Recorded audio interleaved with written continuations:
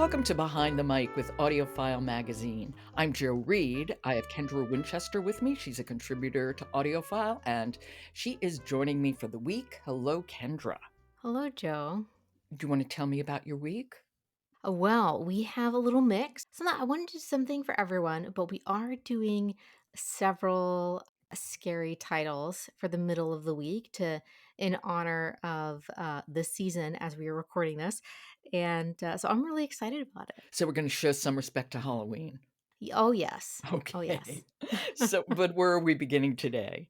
So we're beginning with nonfiction because I wanted to give something for the nonfiction girlies.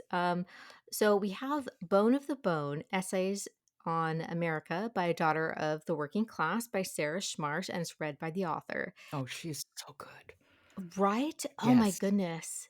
I This is one of my most anticipated audiobooks of the fall. Yeah, she is. Heartland was just a wonderful, wonderful book, and I was lucky enough to be able to speak to her about it.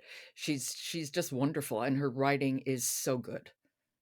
Yes, yes, and I was so happy she was a National Book Award finalist. It's difficult for memoirists to get to that level because everyone is thrown in the same, category. So I was just so happy to see her. And so as you know, I also grew up from a working class background, and so when I read her memoir, it was such a breath of fresh air because she grew up as a working class kid on a wheat farm in Kansas.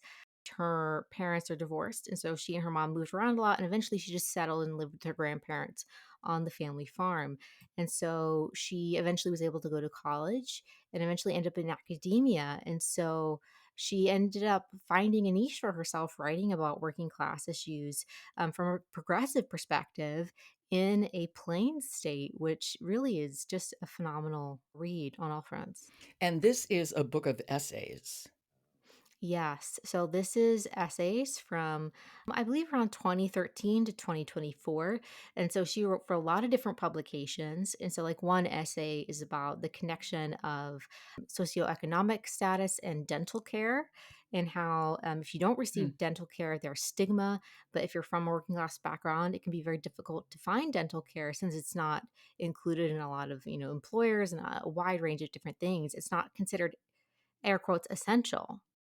Yeah, because like you think about the divides. I think the biggest divide between people are people who can afford to make mistakes and people who simply can't. There's no room whatsoever for a mistake. Right. And that can create so much, anxiety and, not having that safety net and not having Hmm. like that. So, she describes that so well. And there's this moment she leaves academia and pursues her memoir that becomes Heartland. And she just has, she lives with her mom who is also very sick. And so she doesn't have that safety net. She's just trying to make things work.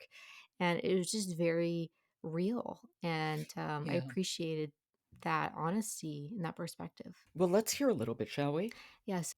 Okay, this is Bone of the Bone, written and read by Sarah Smarsh.